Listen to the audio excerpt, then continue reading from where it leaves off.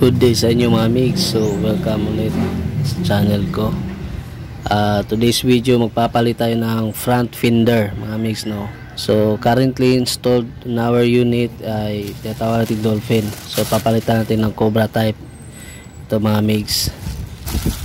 Yan, so mura na ito mga migs, no. Anyway, di nyo ma-appreciate yung kulay nito since naka wide lens tayo. Balik ko muna sa normal na lente. Yan mga mix, ganito talaga yung kulay niya mga mix, no. So sa halagang 135 mga mix, nakabili tayo nito. Yan, balik natin. So Cobra type mga mix, papalit natin yan dyan. Tingnan natin kung gaano kaangas. Since black, palit pula. Tatanggalin na natin itong gulong.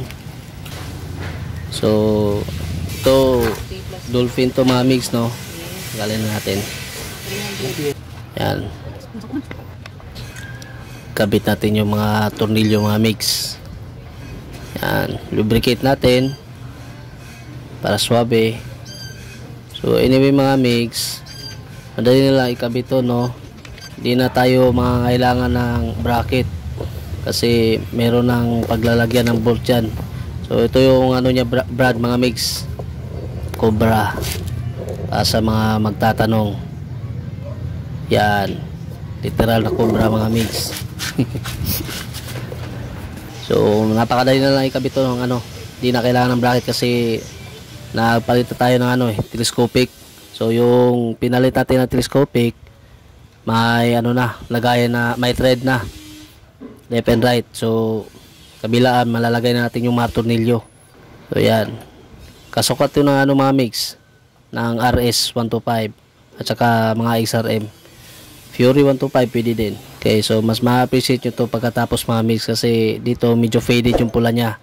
Naka wide lens kasi tayo.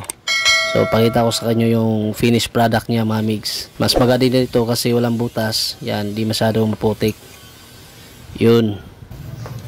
So ganito mga mix, no. Ayan yung itsura nya, pulang pula. Yan. So para sa mga magtatanong kung bawal ba yan, hindi po bawal yan mga mix. Ang bawal kung wala tayong nilagay na fender, as long as may fender tayo. So next time ulit mga mix. Ciao. Thanks for watching. Like, Comments share, and subscribe.